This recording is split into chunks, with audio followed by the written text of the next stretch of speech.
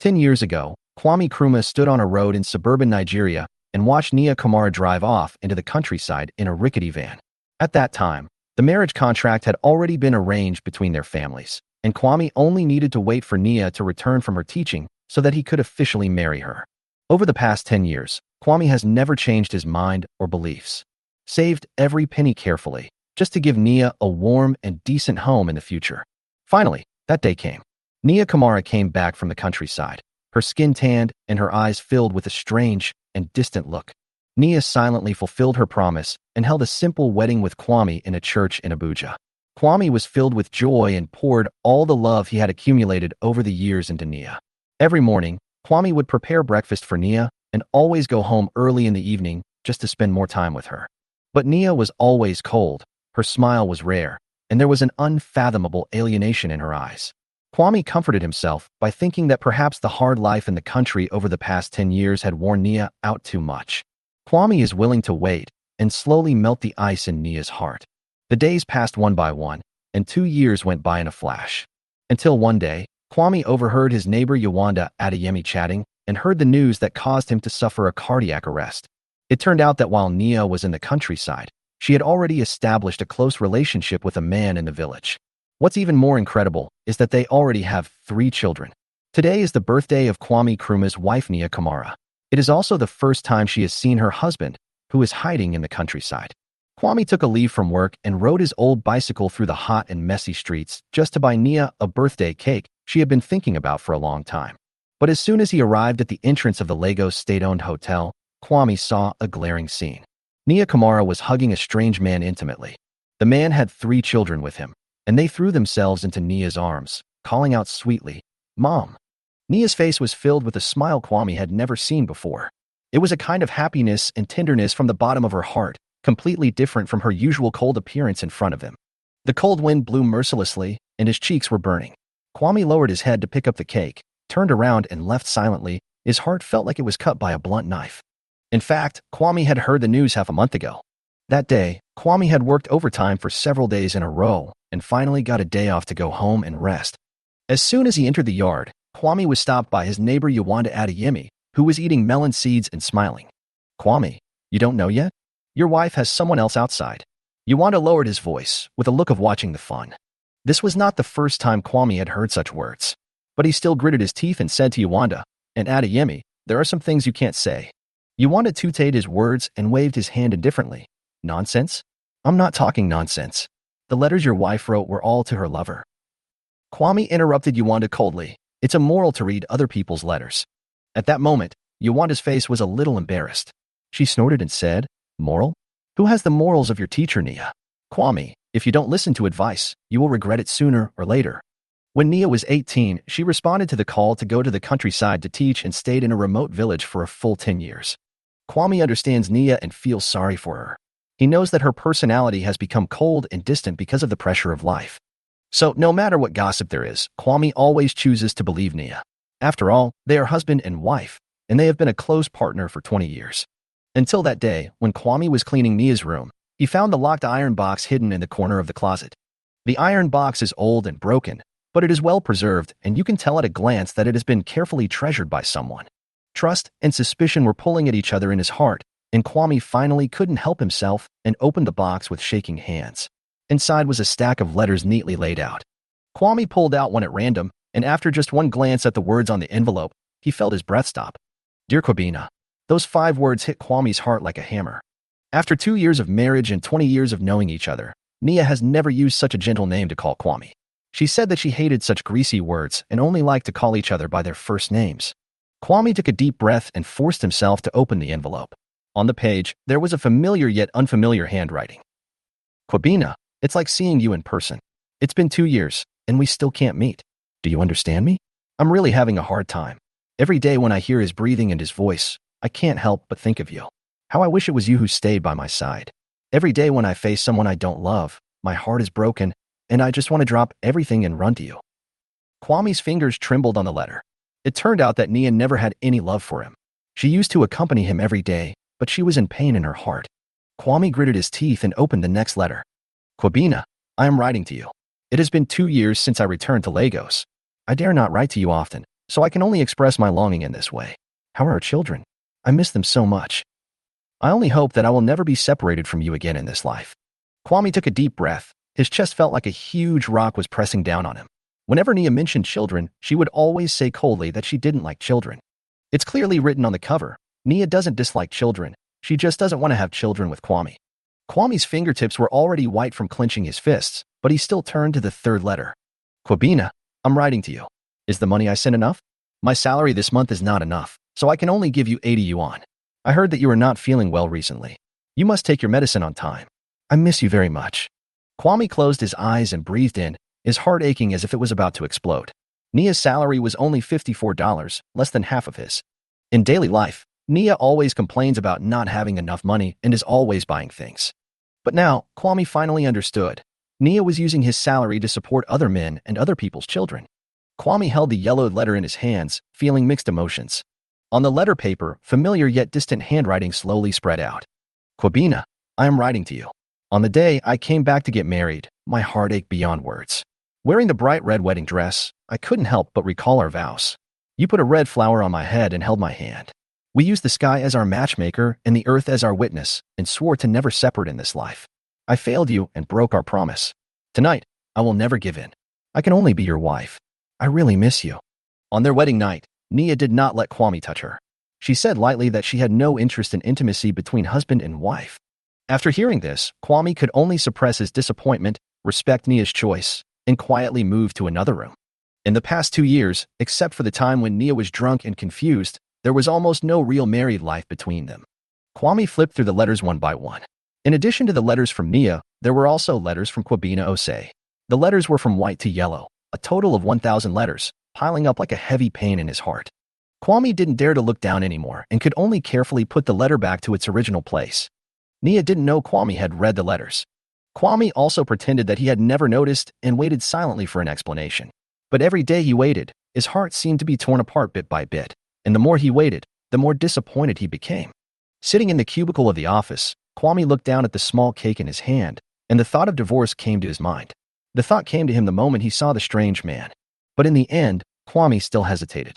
He loved Nia Kamara very much. They grew up together. He loved her for 15 years and waited for her for 10 years. As Kwame was returning to his small apartment in a suburb of Lagos with the cake, he saw Nia through the window. Nia's slender figure stood in the room, frowning slightly as she looked at the broken light bulb. Kwame brushed off the snow and frost on his body and pushed the door open. Nia just glanced at Kwame and pointed to the ceiling. "The light is broken." "Okay, I'll change it." Kwame skillfully took out the spare light bulb, stepped on a chair, and changed it. Soon, the room was bright again. Nia sat quietly on the sofa flipping through a book. When Kwame was about to turn around and go to the kitchen, Nia looked up and said, "Heat up the water for washing feet today for me." In the past 2 years of marriage, Kwame has prepared water at just the right temperature for Nia to wash her feet every day. Not too cold or too hot, and he is attentive and considerate. Kwame walked silently into the kitchen, boiled water, added water, adjusted the temperature little by little, and brought it out. Nia put her foot in to try, but immediately pulled it back. Her face changed. "Do you want to burn me to death?" She frowned, as if she had suffered a great injustice. Kwame quickly added some cold water and adjusted it carefully. But Nia's face was still not good. "What's the matter? You can't even do such a small thing." The grievance and pain in his heart rushed into Kwame's chest like a tide. Kwame looked at Nia with red eyes, trying hard to control himself, squatted down, and wanted to wash her feet. Unexpectedly, Nia suddenly pulled her foot back and glared at Kwame. "What are you doing?" Although she was indifferent in the past, she had never been so disgusted. Kwame's heart sank, and he suddenly understood. The reason why she was so resistant today was because that man came, right? Kwame asked with a choked voice. "Nia, after we got married, we were only together once, right?" He didn't know why he asked such a question. He wanted to ask her why she lied to him and married someone else without telling him. Nia sneered, her eyes full of mockery. "Kwame Nkrumah, is this the only dirty thing you can think of? How disgusting." Nia's voice stabbed into Kwame's heart like a knife. "I told you when we got married that I don't like doing this kind of thing." Kwame gritted his teeth, feeling bitter in his heart. He wanted to question her. If she didn't like intimacy, why could she have 3 children with someone else? But when he got to his lips, the words changed. "We have been married for 2 years, and we don't have a child yet. When my family asks me about this, I really don't know how to explain it." Nia looked indifferent. "If you don't know how to answer, then don't answer. Kwame felt so heartbroken when he heard Nia's nonchalant tone that he couldn't breathe. He couldn't help but choke and asked, "Nia, can you please consider me? I'm your husband." Nia heard this and kicked over the footbath. The warm water splashed out and splashed all over Kwame. The footbath rolled several times and finally fell upside down on the floor. "Kwame Nkrumah, it is your blessing that I married you. Don't push your luck." Kwame Nkrumah and Nia Kamara parted on bad terms. He silently bent down and cleaned up the overturned footbath. The water spilled all over the floor, freezing cold. At night, when Kwame got up and passed the living room, he noticed that Nia's door was half open. Behind the door, there was nothing. She quietly left home. Kwame stood in the darkness, his heart aching. Uncontrollably, he had images of Nia tangling with another man in his mind. Anger, humiliation, and despair mixed together. Kwame slapped himself hard. Afterwards, Kwame sat silently on the sofa, holding his head and crying. In his heart, he didn't want to ask for a divorce, because Kwame knew that he was unwilling to accept it. But he also knew that what was the point of being unwilling? Nia no longer loved him. Even if he dragged on, he couldn't keep Nia's heart. He was the only one who suffered. Kwame secretly made up his mind that he would divorce Nia when she came back. This 2-year farce must come to an end. Nia Kamara finally returned early the next morning. Before Kwame could say anything, Nia said coldly, "Mom asked you to go home for dinner." He swallowed back the words he was about to say. Well, Kwame thought, the engagement was decided by the elders of both families, and since both his parents are no longer alive, he should at least inform Nia's parents first, to be fair to them. When we arrived at Kamara's house, Nia's sister Zuri Kamara was standing in the yard holding her child. Upon seeing them coming, Zuri greeted them with a smile. "Nia, brother-in-law, you are here." Although she said enthusiastically, her eyes were fixed on the gift box in Kwame's hand. Chuckled softly after realizing the gift was not worth much. Kwame saw this and felt a chill in his heart. Nia and her sister Zuri have always had a cold relationship. Kamara's family had some property, but no male heir, so they recruited a live-in son-in-law, Maliko Fori. Nia had a formal job, so she moved out with Kwame. Zuri loves to compare herself with others. She is afraid that she will be inferior to her sister in some way. Even a strand of hair must be thicker and shinier than Nia's. "Come in, dinner will be served soon." Mother-in-law Amina Dlamini enthusiastically asked them to sit down. But Zuri complained bitterly, "Mom, Malik is busy in the kitchen. How come Kwame gets to sit down when he comes? Isn't this partiality?" In the kitchen, my brother-in-law Malik Ofori heard it and quickly responded with a smile, it's okay. I like to do it myself." Nia's face was cold and she glanced at Kwame. Kwame's heart sank, but he said nothing. He just rolled up his sleeves and went into the kitchen to help. Malik sighed as he worked and whispered, "Kwame, don't take it personally. Your sister is quick-witted, but she doesn't mean any harm." Kwame just washed the vegetables without replying. He had already lived through 2 years of such frustrating life. One more time would not matter. The food was finally served, and Nia and Zuri each held a crying child. The whole living room was in chaos. Nia frowned and couldn't help but say, "Sister, please take care of the child." Zuri rolled her eyes and shrieked back, "What do you know? It's natural for children to cry. You two don't have children, so how can you understand how cute children are?" After a pause, Zuri added sarcastically, "Sister, there has been no news for 2 years.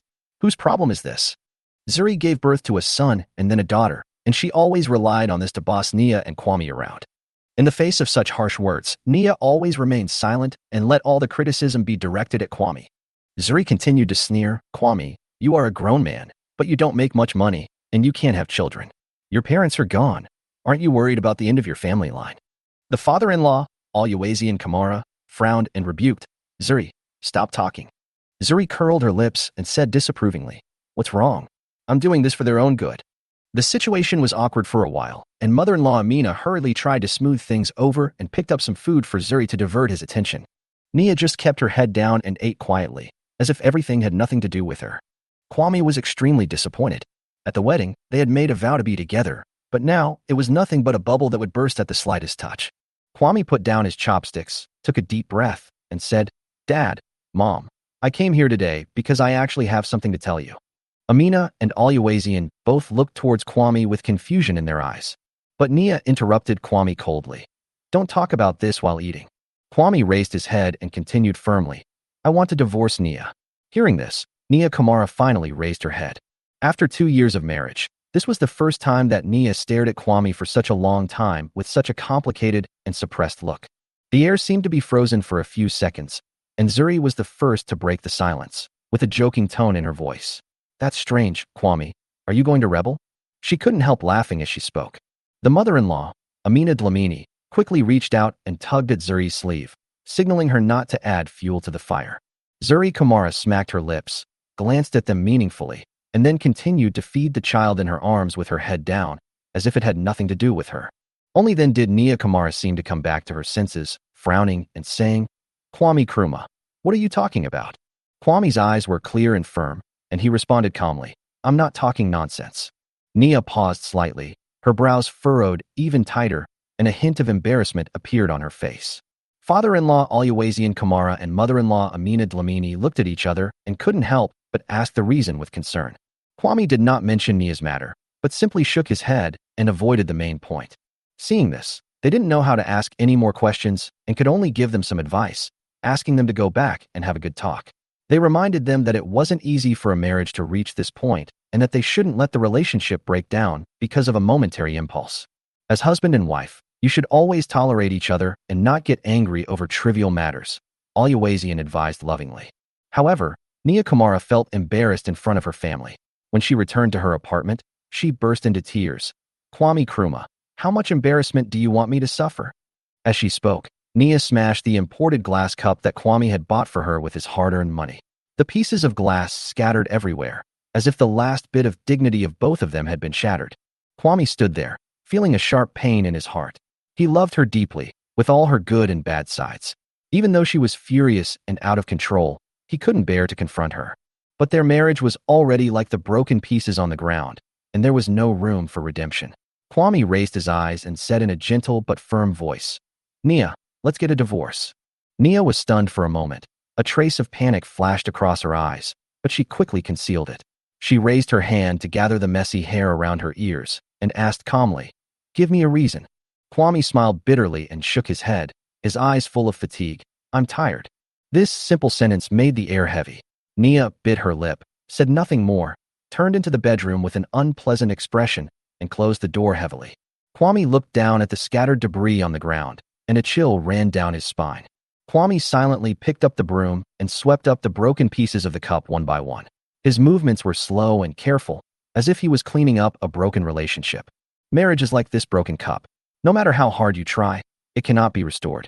However, Nia did not agree to a divorce. Instead, she took the matter to Kwame's boss Kofi Mensah and a Damasani of the Women's Association. The next morning, Kofi Mensah called Kwame to his office and advised him earnestly, Kwame, it has not been easy for you to get to where you are today. How can you just divorce me? Kwame's ears were almost calloused from listening to all the persuasion that morning.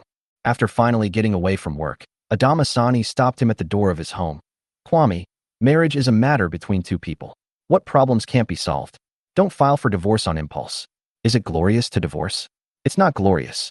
For several days, Kwame seemed to be trapped in a never-ending loop, enduring repeated persuasion from his workplace and neighborhood committee while suffering from mental exhaustion. Despite this, Kwame insisted on getting a divorce. But no matter how he insisted, the voices of persuasion still came one after another. In this country, when it comes to divorce, it seems that the man is always at fault. So, all kinds of rumors about Kwame spread quickly. Some people pointed at Kwame and talked behind his back, calling him unfaithful and heartless. Even when Kwame was walking on the street, he could hear people talking behind his back. These groundless accusations made Kwame feel extremely depressed, but he had no way to defend himself. He knew that all this was because of Nia. The resentment Kwame felt towards Nia was like a haze that could not be dispelled. After a few days, Kwame simply stopped coming home. But father-in-law Alienation Kamara and mother-in-law Amina Dlamini did not give up.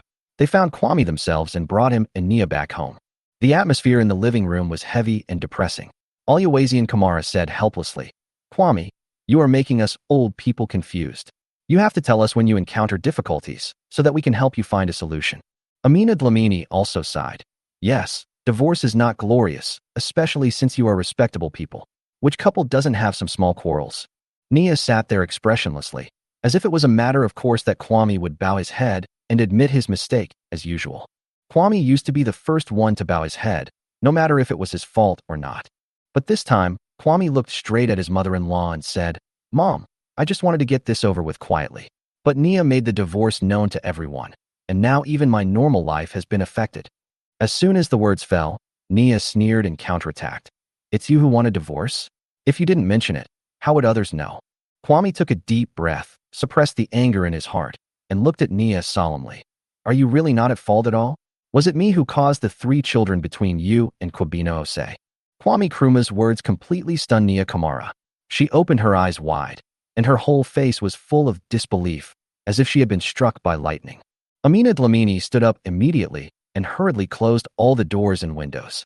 Oluwazi and Kamara looked nervous and asked in a low voice, What are you talking about? What does Kwame Nkrumah say? And what do you mean by 3 children? Amina Dlamini reached out and tugged at her husband's sleeve, her expression so complicated that she was speechless. Kwame's heart sank. From his mother-in-law's reaction, he understood most of what was going on. It was obvious that Amina Dlamini had known about this for a long time, but chose to remain silent and cover it up. Kwame Nkrumah took a deep breath and said word by word, So, I want to divorce Nia Kamara. As soon as the voice fell, Nia jumped up from the sofa as if she had exploded and slapped Kwame hard. Nonsense. You are slandering me. There was a burning pain on his cheek, but Kwame just stared at Nia coldly, his eyes full of strangeness. Whether I am talking nonsense or not, you know best in your heart. Oluwazi and Kamara sat up straight on his knees while breathing heavily and asked in a deep voice, Nia, tell Dad, is this true? Nia Kamara's eyes were red, and she tried to control her emotions and denied it flatly. Dad, it's not true. He is framing me. She refused to admit it, but her panicked look had already revealed everything. Just then, there was a knock on the door.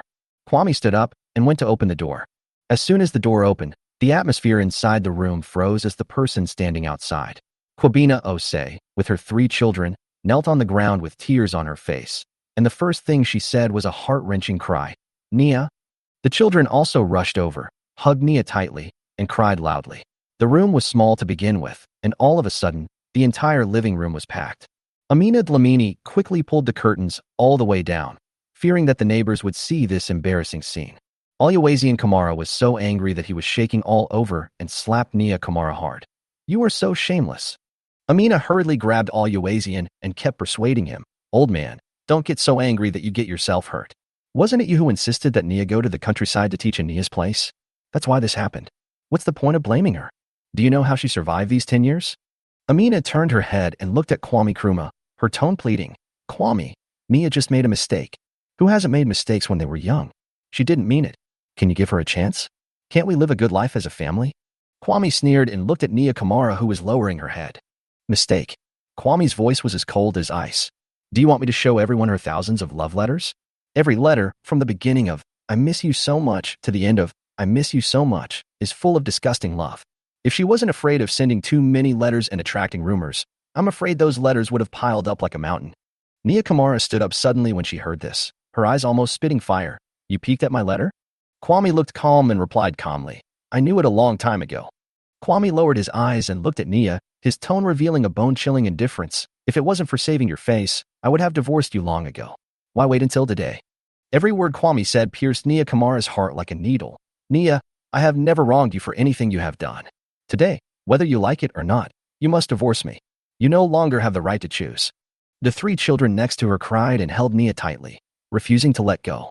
Kwame Nkrumah knelt on the ground and cried bitterly. Nia and I are engaged. We are truly in love. I really beg you to make it happen. We have been together for 10 years. Kwame looked through the slightly open curtains and saw that the street outside was already full of neighbors who were watching the fun. He didn't take these rumors to heart. But Nia Kamara actually wanted to force him not to divorce, which was what Kwame could not tolerate. In order to divorce, Kwame had to confront Kwame. I thought Kwame could persuade Nia, but he just brought her here directly.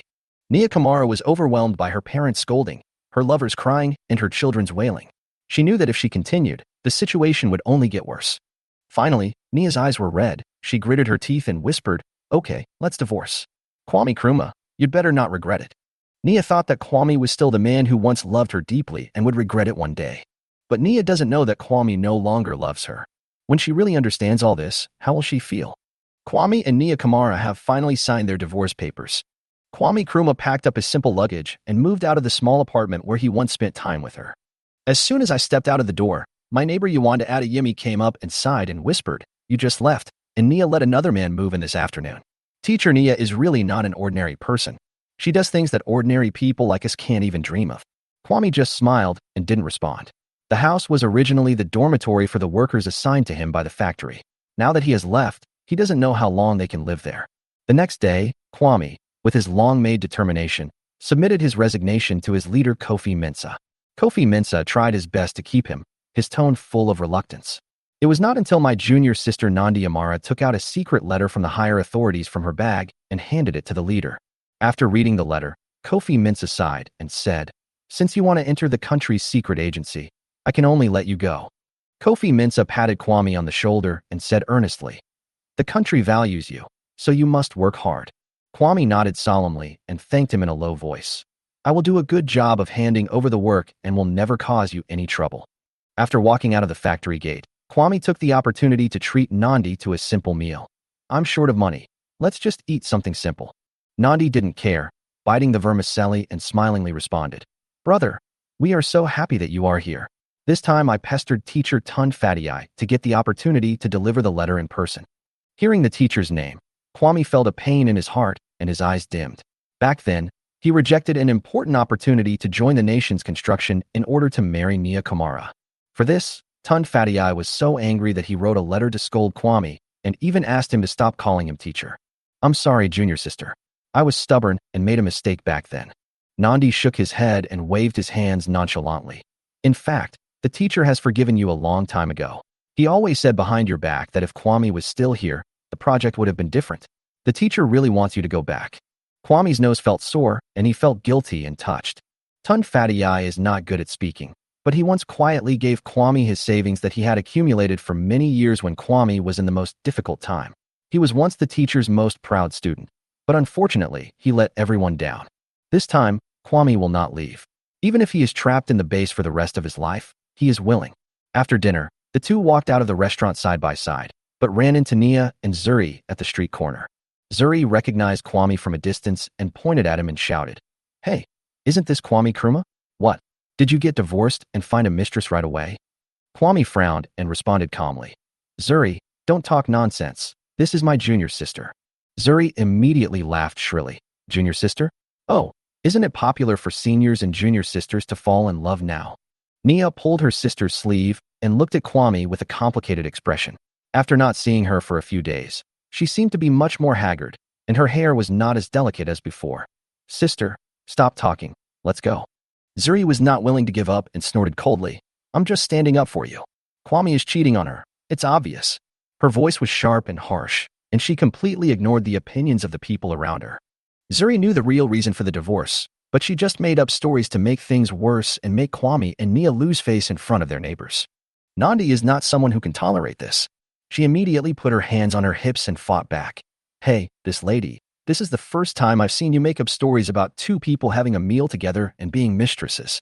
If you have a dirty heart, you will see dirty things in everyone you look at, right?" Nandi sneered and said sharply, "What kind of person is my senior brother? Don't you have any idea in your mind?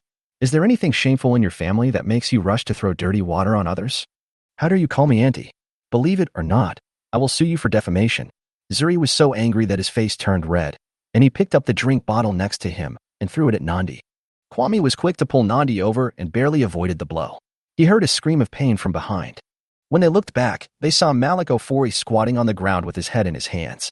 A woman next to him hurriedly covered his forehead, and blood was flowing through his fingers. "Honey, are you okay?" the woman shouted anxiously. This scene finally left Zuri completely dumbfounded. "Malik Ofori." Nia Kamara rushed towards the two men like an angry lioness and started to tear them apart. "You are such a heartless man. You are actually looking for a woman outside behind my back." Malik Ofori panicked and quickly raised his hands and stammered, "Zuri, let me explain." "I called you, darling. How dare you explain yourself?" Nia Kamara screamed and wrestled with the two men. The scene was chaotic for a while. More and more people gathered, and the streets were soon crowded with residents who came to watch the fun. Seeing that the situation was not right, Nia Kamara rushed over to stop the fight, but was accidentally injured and hit several times. Nia Kamara, who was standing nearby, quietly approached Kwame Nkrumah and whispered, "Brother, I just said it casually, but I didn't expect it to be true." Nia Kamara curled her lips, with a look of gloating in her eyes. Zuri is not good to Malik. She deserves it for her brother-in-law to do such a thing. If she doesn't love him anymore, she can just talk about it peacefully. Why bother to tear each other apart? Kwame Nkrumah looked at the scene coldly, feeling bored. He didn't want to continue watching this disgusting farce, so he pulled Nia Kamara away. After taking a few steps, Nia Kamara sighed a few times and said exaggeratedly, "Brother, I see that you have escaped from a tiger's den." Nandi blinked and couldn't help but added with a smile, "The life you've been leading these years is simply not a life for a human being." Kwame Nkrumah listened to her words and just smiled bitterly and shook his head. "Don't mention it, junior sister. Let's talk about something serious." "When do we leave?" Kwame asked. "The train ticket has been booked. It's for a week later." Nia Kamara counted on her fingers. "Do you want me to help you pack?" Kwame Nkrumah waved his hand, his tone gentle but firm. "No, I can do it myself." In fact, Kwame still has a lot of handover work to do. Things came too suddenly and must be arranged properly. In the next few days, Kwame still stayed in the factory, and working overtime until late at night became the norm. On the evening of the fourth day, Kwabena Osei appeared at the entrance of the alley on his way home. Kwame Nkrumah looked around and found that the other party was alone, so he stopped vigilantly. Kwabena Osei went straight to the point without beating around the bush. "Kwame, I know you have money. Give me some money and I will disappear and never show up in front of Nia Kamara again." Kwabena's eyes flashed with greed, and his voice was low and urgent. "Besides, if you want Nia's children, I can give you two." Kwame Nkrumah couldn't help but laugh after hearing this.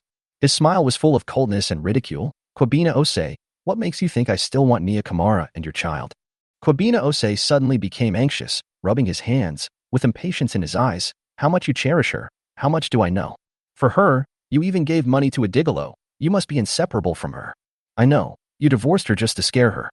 Kwame Nkrumah stared at Kwabena, feeling extremely ironic. He had thought that the person who could make Nia never forget him must have some ability. Unexpectedly, he was just such a dirty and despicable villain. "I have divorced her, and the future has nothing to do with you," Kwame Nkrumah said coldly and turned to leave. But he was grabbed by Kwabena Osei's wrist. "Kwame, I know you are a scholar." Kwabena Osei gritted his teeth and growled, "You don't want your scandal to be spread, right? You have been cheated on for 2 years." Kwame Nkrumah's eyes flashed coldly, and he pulled Kwabena back with his backhand and threw him against the wall. Then, Kwame kicked the opponent in the chest, causing Kwabena to grimace in pain. Kwame Nkrumah leaned over, grabbed Kwabena's shoulders, and said in a deep and powerful voice, "Who cheated on whom? She and I were married in a formal ceremony. You are the ones who were cheating and living a dirty life. Do you want me to send you directly to the police station and let you spend time in jail?" Kwabena Osei was sweating profusely and his face was as pale as paper. "It hurts. Let go. Let go. I don't dare to do it anymore." Kwame Nkrumah coldly let go of his hand and looked at the other party's embarrassed escape. His heart was filled with indifference. After this, Kwabena Osei never dared to appear in front of Kwame again. The day before leaving, Kwame Nkrumah heard about the scandal in Kamara's family. Nia Kamara made a scene by clamoring to marry Kwabena Osei. Zuri Kamara insisted on divorcing Malik Ofori, and the family completely fell apart. Oluwaseun Kamara was so angry that he fainted on the spot and was rushed to the hospital for emergency treatment. The doctor made the diagnosis, and after the surgery, he was almost unable to move. Only Amina Dlamini was alone by the bed, taking care of him day and night.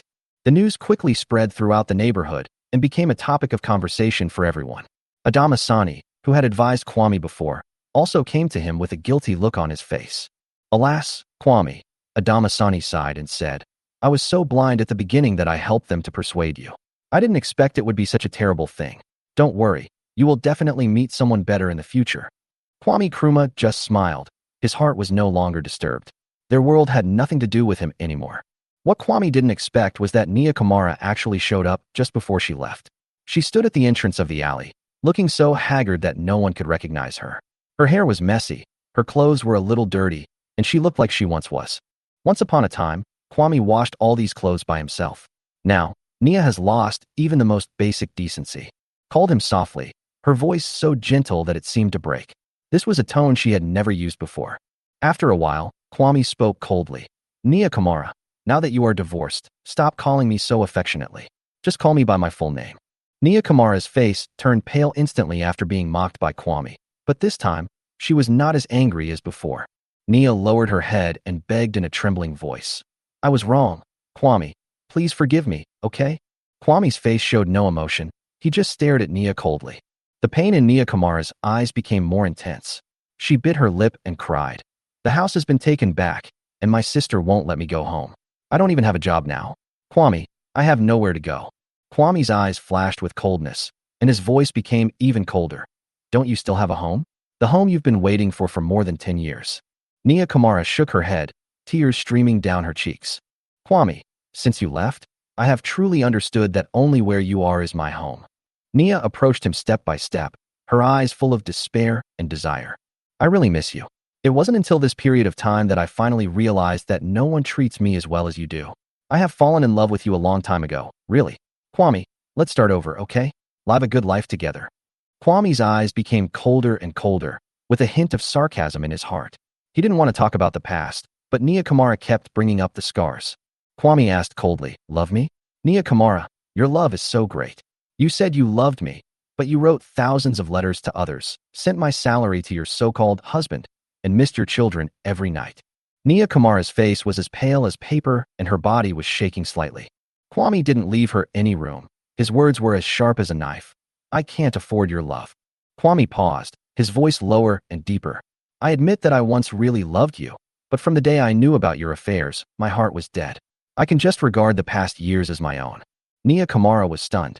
She never expected that Kwame would respond to her with such decisive and harsh words.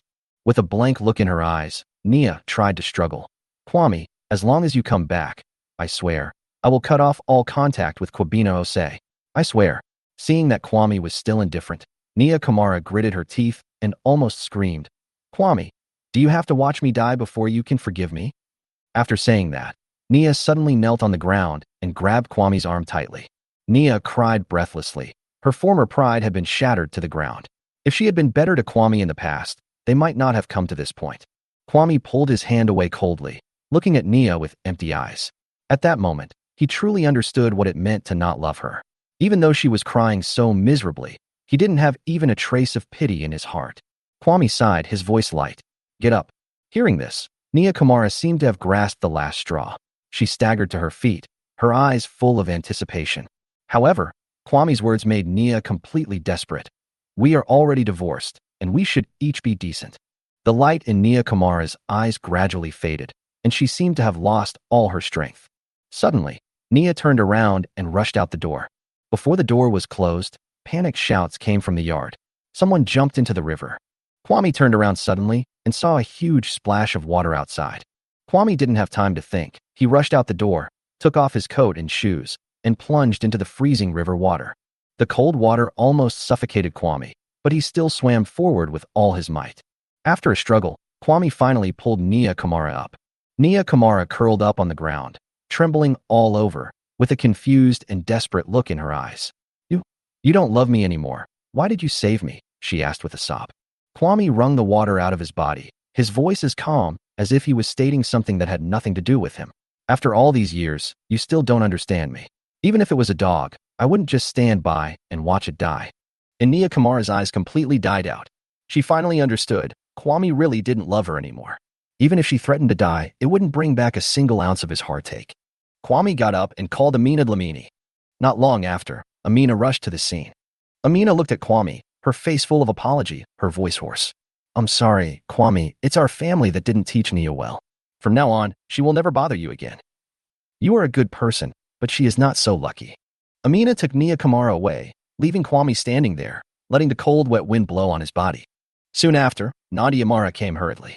Nandi looked Kwame up and down for a few times, then dragged him into a clothing store and forced him to change into clean clothes. Brother, you too almost got yourself into trouble.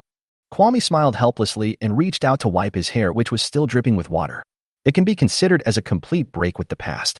Nandi looked at Kwame with a complicated expression and asked in a low voice, Brother, are you really not going to look back? Kwame nodded and looked up at the distant sky dyed red by the setting sun. From the moment I decided to divorce, I will never look back. Once upon a time, he used all his love to treat a person. But now, that relationship has long become a dream in his memory. Nandi smiled, imitated Adama Sani, patted Kwame's shoulder, and said softly, You will definitely meet someone better. On the day of his departure, Kwame Nkrumah met Nia Kamara again at Abuja Central Station in Nigeria. Nia was struggling with Kwame Osei in the station square, with 3 crying children following behind them. Nia Kamara clutched Kwame Osei's luggage bag tightly with one hand and cried so hard that she could hardly stand. You can't just leave like this. How can you leave all the children to me? Nia screamed at the top of her lungs. Kwame Osei kicked Nia away in annoyance. Didn't you say that you could live a good life by bringing me to the city? What happened? Your family went bankrupt, you lost your job, and you left me here to suffer in poverty. His face was full of contempt. Nia Kamara wiped her tears and cried back, "Kwabena, I gave birth to 3 children for you." However, Kwabena Osei just sneered and pushed Nia away again. "So what if you gave birth? It was your own will. I didn't force you. Don't think you are a victim. It was you who begged to give birth." Kwabena's face was full of disdain. Kwabena's words were like knives stabbing into Nia Kamara's heart. Kwabena pointed at Nia and continued to humiliate her with a sneer. "Aren't you ashamed of lying to others? And you're still teaching in school? People like you are not only bad at teaching children bad things." Nia Kamara was so angry that her face turned pale, and her tears dried into streaks on her face. Kwabena spat at Nia, and the foul-smelling phlegm stuck to her chest, which was particularly glaring. "I'm telling you, I've already found someone else in the village, and she's pregnant with a son. I came here this time just to ask you for some money for the bride price. As for these 3 encumbrances? I've wanted to get rid of them a long time ago." As Kwabena packed his things, he said coldly, "If you still have feelings for me, give me some money. Otherwise, get out of here." Nia Kamara froze in place as if struck by lightning, forgetting even to breathe. Kwame Nkrumah and Nia Kamara looked on in amazement. Although they had known for a long time that Kwabena was not a good person, they were still shocked to see such behavior with their own eyes. Nia Kamara curled his lips and muttered in a low voice, "It is really a scourge raised in a remote area. The country needs to continue to work hard to popularize education." Suddenly, a madness flashed in Nia Kamara's eyes. She grabbed a fruit knife from somewhere and slashed at Kwabena Osei with red eyes. Kwabena had never expected Nia to dare to use a knife. He was unable to dodge, and a bloody cut was immediately made on his neck. Blood gushed out instantly, and Kwabena stumbled to the ground, trying to crawl away in panic. The 3 children were so frightened that they stood still, unable to move, like stone statues. Seeing this, Kwame Nkrumah rushed to the counter and called the police. Nia Kamara was already bloodthirsty. She rushed forward and stabbed him again. The station immediately exploded with screams one after another. Kwabena struggled to crawl backwards and finally managed to break free from Nia's hand. Nia Kamara, as if all her strength had been drained away, collapsed on the ground, holding the bloody knife and laughing wildly. The station police arrived at the scene quickly. An ambulance took away the dying Kwabena Osei. Nia Kamara was handcuffed by the police and escorted out. As she passed by Kwame Nkrumah, Nia looked up at him, her eyes full of regret and sadness. Kwame Nkrumah looked at Nia's bloodstained hands silently, feeling mixed emotions and unable to speak. After the police cleaned up the scene, the delayed train finally started again. Kwame Nkrumah and Nia Kamara returned to the car and watched the sunset in the distance, feeling extremely heavy in their hearts. Kwame closed his eyes and decided to forget about it all for a while. When I woke up, the train had already arrived at its destination. At the station exit, they met teacher Tun Fadiyai and other junior students. When the teacher saw Kwame, he first scolded him a few words, and then couldn't help but give him a big hug. "Welcome home." Tun Fadiyai's voice was low but warm. A junior fellow student joked, "Brother, welcome back to work overtime." As a result, he was immediately slapped on the back of the head by Tun, causing everyone to laugh. Kwame Nkrumah felt warm in his heart, and his nose was sore. "Teacher, I won't leave this time." Epilogue: Kwame Nkrumah stayed at the scientific research base for a full 10 years. Their project finally achieved some success, and Kwame finally had the long-awaited vacation. Kwame and Nia Kamara boarded the train back home. "Brother, after we go back, should we go to visit our parents' graves first?" Nia Kamara asked, leaning against Kwame. Kwame Nkrumah nodded gently, his eyes soft. "Well, let's go see them first." In fact, as early as the 5th year, the two got married with the help of Tun Fadiyai. That day, Tun smiled and squeezed Kwame's shoulders and advised him bluntly and gently, "The little girl has been waiting for you for 10 years. How long are you going to be stupid?" Kwame bowed his head and told Nia Kamara that he was a divorced man and was almost 40 years old. Nia Kamara patted her chest without a care in the world and said loudly, "I am also 34 years old. An old man and an old woman are a match made in heaven." Everything came naturally. Because both of them were orphans and had no parents to invite, they did not have a wedding banquet, but just had a simple meal with teacher Tund and a group of fellow students. During these 5 years, although they had no children, they respected each other and stayed together as before, and their days were warm and peaceful. After getting off the train, Nia Kamara complained of being hungry. Kwame Nkrumah smiled helplessly and joked, "Didn't you just eat?" Nandi smiled like a child. "As I get older, I digest food faster."